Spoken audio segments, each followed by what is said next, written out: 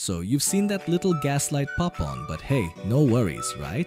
You've got at least 20 more miles before you really need to panic. Or do you? Today we're answering the age-old question. Should you wait until your gas tank is almost empty? Some of us love to live life on the edge, pushing that gas tank to the limit. But running your car low on gas regularly? It's not just risky, it can actually hurt your car. Let me explain.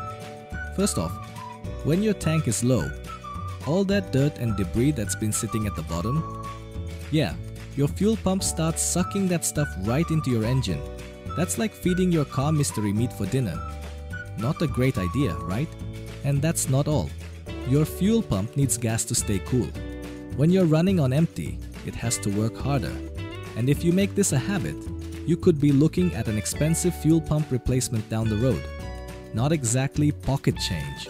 Okay. We get it. Sometimes you've got to push it. You're late, the nearest gas station is miles away, and you've got no choice. But if you can help it, don't make running on empty your usual move.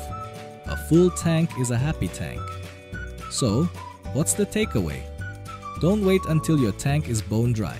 Your engine, your fuel pump, and your wallet will thank you. Fill up when you can and save yourself the stress.